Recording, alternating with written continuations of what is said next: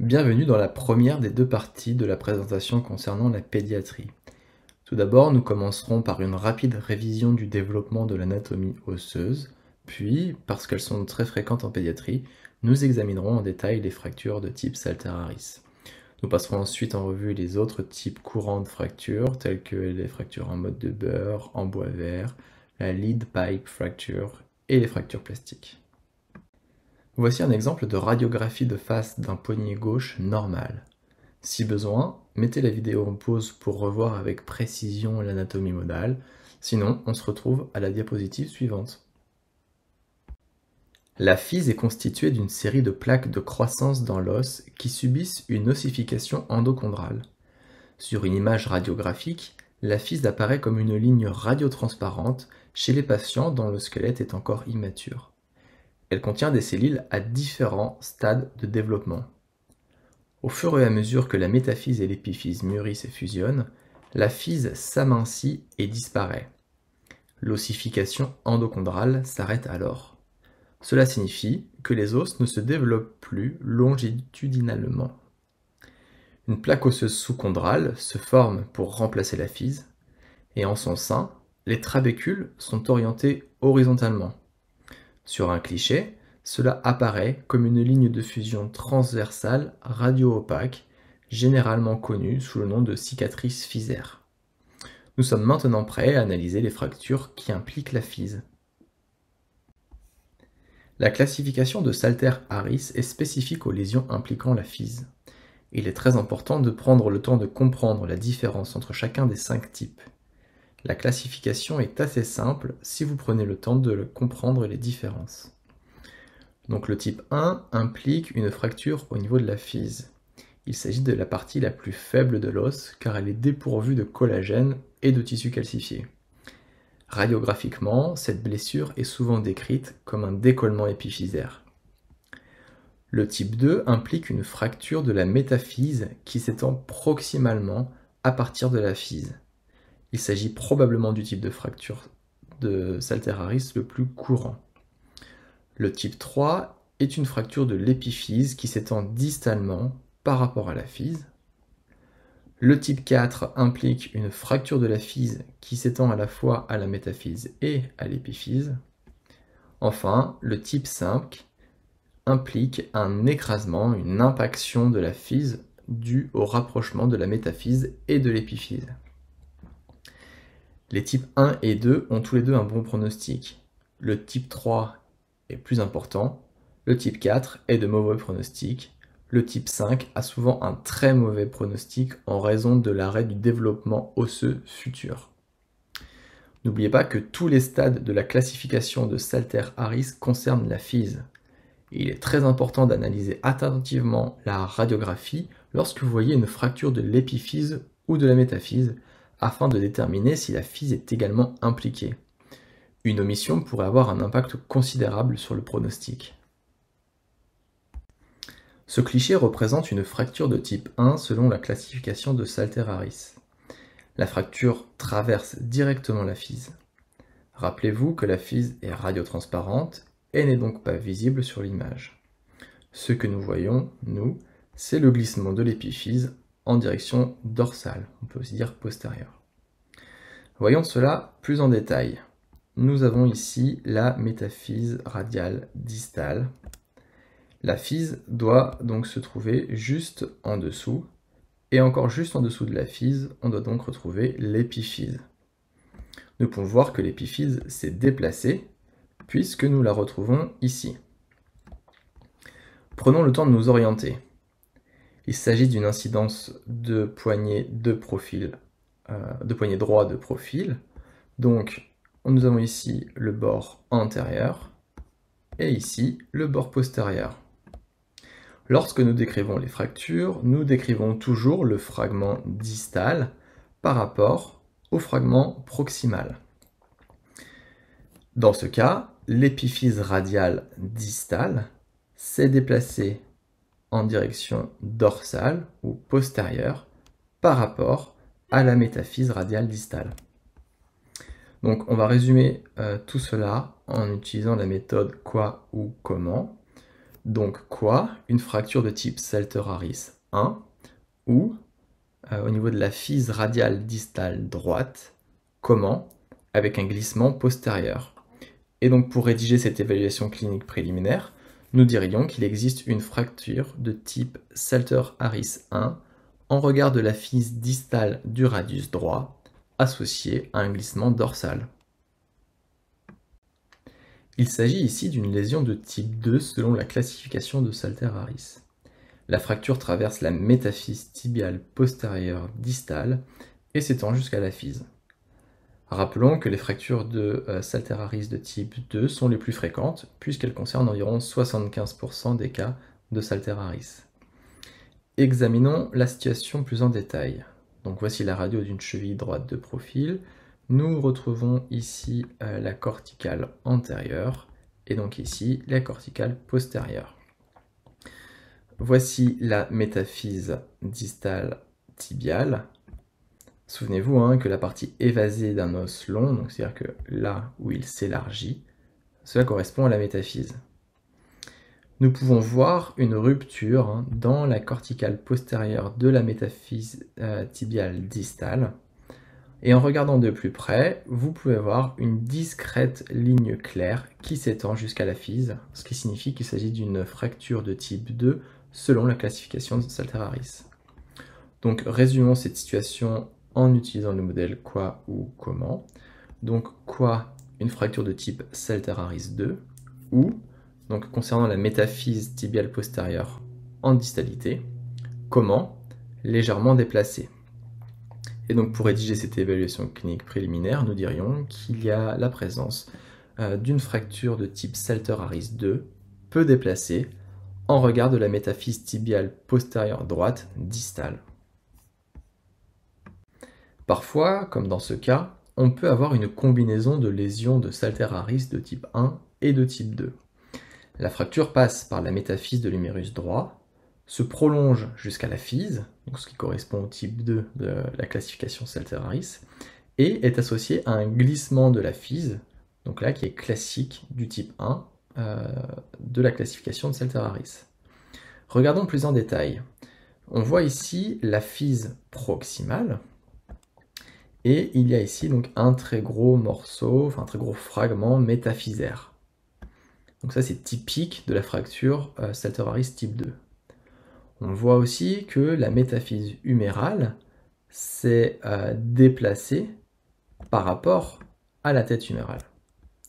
Donc, voici le bord huméral médial et donc voici le latéral.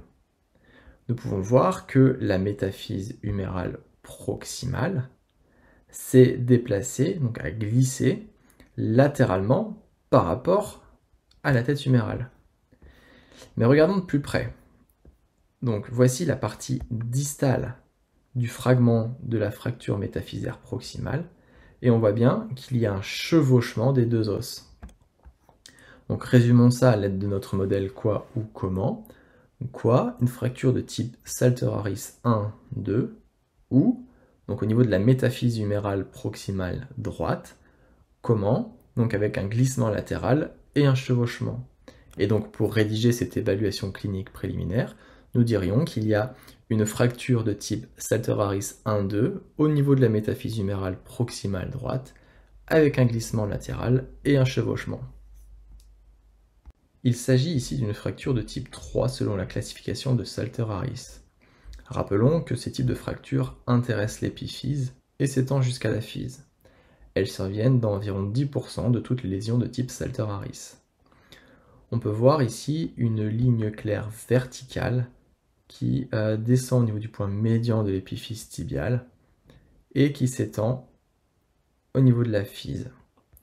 Cette présentation est également appelée fracture de Tillot. Généralement, la fracture de Tillot intéresse la partie latérale de l'épiphyse tibiale distale parce que la partie médiale fusionne en premier. Donc résumons tout ça avec le modèle quoi ou comment. Quoi? Donc fracture de type Salter-Harris 3, on peut aussi dire fracture de Tillot, ou au niveau de l'épiphyse tibiale distale gauche, comment? Non déplacée. Et donc pour rédiger cette évaluation clinique préliminaire, nous dirions qu'il y a une fracture de type Salter-Harris 3 non déplacée au niveau de l'épiphyse tibiale distale gauche. Les fractures de type Salter-Harris 4 passent par la métaphyse, la physe et l'épiphyse. Examinons de près la base de la phalange proximale de cet index gauche. Nous pouvons voir ici la ligne physaire qui est claire, et nous voyons également le trait de fracture net, beaucoup plus foncé, qui traverse l'épiphyse, la physe, puis la métaphyse. Le fragment de fracture métaphysaire est très petit, mais il est tout de même significatif dans la classification de type 4. Donc résumons tout cela avec le modèle quoi ou comment. Quoi, fracture de type Salter-Harris 4, ou de l'épiphyse, de la physe et de la métaphyse proximale de la phalange proximale de l'index gauche. Comment, non déplacé. Et donc pour rédiger cette évaluation clinique préliminaire, nous dirions qu'il existe une fracture non déplacée de type Salter-Harris 4 impliquant l'épiphyse, la physe et la métaphyse de la deuxième phalange proximale gauche. Les fractures Salter-Harris de type 5 sont relativement rares puisqu'elles ne surviennent que dans environ 1% des cas, donc ce qui est une chance puisque ces lésions ont des conséquences cliniques importantes. Le mécanisme de lésion peut être résumé par l'exercice d'une force de compression entre la métaphyse et l'épiphyse, et donc elles sont écrasées l'une contre l'autre, ce qui comprime la physe, entraînant un arrêt de la croissance. Donc si on regarde de près cette phalange intermédiaire de l'auriculaire, on peut voir comme la force de compression a provoqué un élargissement de la métaphyse. Regardez comme elle est bien plus large que l'épiphyse qui est située juste ici. Et ensuite, comparer la physe de la phalange distale, qui apparaît comme une ligne claire et lisse, avec la physe de la phalange intermédiaire, qui ne l'est pas. Et donc cette différence indique que des lésions se sont produites. Résumons cela à l'aide du quoi ou comment. Donc quoi, une fracture de type Salter-Harris 5, ou au niveau de l'épiphyse, de la physe et de la métaphyse proximale de la phalange intermédiaire de l'auriculaire gauche. Comment, impactée. Donc il existe une fracture impactée de type Salter-Harris 5 impliquant l'épiphyse, la physe et la métaphyse de la phalange intermédiaire de l'auriculaire gauche. Les fractures pédiatriques présentent souvent des schémas distincts en raison des propriétés de croissance uniques des os. Le périoste des os en croissance est beaucoup plus solide et épais que celui des adultes, ce qui explique pourquoi les enfants sont plus enclins aux fractures incomplètes. Souvent, la fracture ne sépare pas les os en deux parties distinctes, et il peut n'y avoir qu'un bourrelet dans la corticale ou une fracture intéressant une corticale mais pas l'autre. Donc les fractures en mode de Burr font référence à un renflement de la corticale de l'os. Les fractures en bois vert présentent une rupture corticale unilatérale, de sorte que l'on ne voit pas deux composantes distinctes de la fracture. On parle parfois de fracture incomplète. Les fractures en tuyau de plomb, donc aussi lead pipe fracture, donc c'est un type particulier donc en bois vert, parce qu'elle se caractérise par une fracture d'un côté de la corticale, suivie d'une déformation, un renflement du côté opposé. On y reviendra juste après. Et ensuite, les fractures par déformation plastique sont observées au niveau des os longs. Généralement, c'est le radius et l'ulna, et ça peut aussi être le tibia et la fibula. Et donc, au lieu de se briser, les os se plient. Nos collègues anglo-saxons font la distinction entre plusieurs types de fractures en mode de Burr, selon si elles intéressent un seul ou plusieurs os. Lorsqu'un seul os est touché, il s'agit d'une torus fracture, donc comme le cliché de Poigny à l'écran, et si plusieurs os sont concernés, alors il s'agit d'une buccal fracture, et nous y reviendrons sur la diapo suivante. Donc après de nombreuses recherches, il ne semble pas exister ce degré de précision dans la langue française. Donc les fractures en mode de Burr peuvent être très subtiles. Regardez de près ce radius distal. Nous pouvons voir un léger renflement sur la corticale latérale. Et regardez également la corticale médiale en regard. On y retrouve aussi un léger renflement encore plus discret. La déformation des bords médial et latéral de la corticale est une présentation classique de la fracture en mode de Burr, et puisque le seul radius est concerné, il s'agit d'une torus fracture. D'un point de vue conceptuel, cela représente les cornes d'un taureau. Le renflement s'est produit au niveau de la diamétaphyse, c'est-à-dire à l'endroit où la diaphyse rencontre la métaphyse. Donc résumons cela à l'aide du processus quoi ou comment. Quoi, une fracture en mode de Burr, vous pouvez préciser un torus fracture, ou au niveau de la diamétaphyse radiale distale droite. Comment, intéressant les bords médial et latéral. Et donc pour rédiger cette évaluation clinique préliminaire, nous dirions qu'il existe une fracture en mode de Burr des corticales médiales et latérales de la diamétaphyse radiale droite. Voyons ces clichés de plus près. Suivez la corticale du radius et vous verrez que les renflements sont évidents sur les bords latéral et médial de la diamétaphyse. On peut également voir un renflement sur le bord latéral de l'ulna en distalité, alors que le bord médial, lui, semble bien préservé. Puisque les deux os de l'avant-bras sont atteints, il s'agit d'une buccal fracture. Sur l'incidence de profil, on peut voir un renflement dorsal prononcé au niveau du radius. Il faut toujours analyser le cliché de profil avec une attention particulière lorsque l'on détecte une fracture en mode de Burr sur la face, car la mode de Burr dorsale est très souvent présente dans les cas pédiatriques. Donc résumons ceci en utilisant le processus quoi ou comment.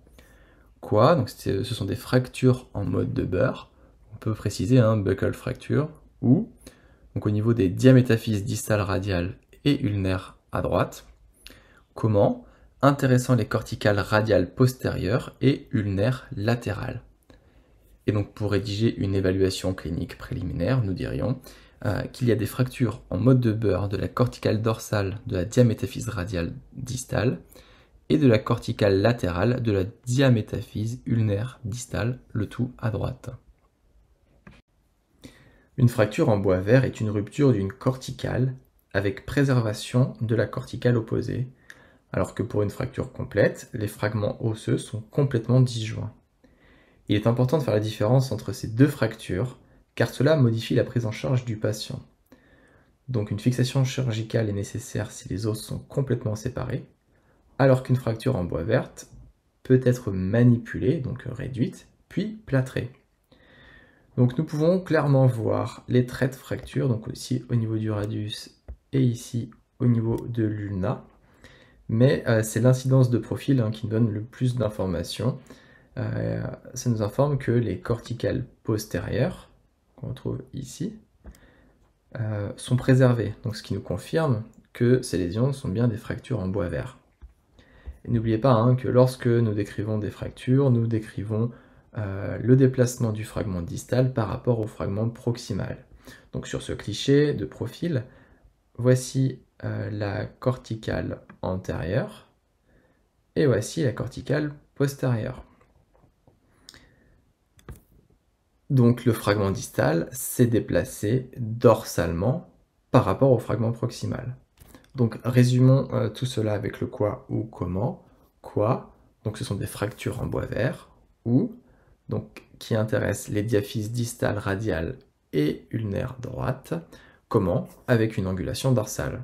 Et donc pour rédiger une évaluation clinique préliminaire, nous dirions que les diaphyses radiales et ulnaires distales droites présentent des fractures en bois vert avec une angulation dorsale. Lip pipe fracture, qui pourrait être traduit littéralement par fracture en tuyau de plomb, se caractérise par une fracture en mode de Burr sur une corticale, associée à une fracture en bois vert sur la corticale opposée. Donc, je n'ai pas retrouvé d'équivalence à cette dénomination en français, c'est pourquoi j'utiliserai donc le terme anglais pour la suite des explications. Donc, examinons ce cliché de profil. Nous voyons ici la corticale radiale antérieure et ici la corticale radiale postérieure.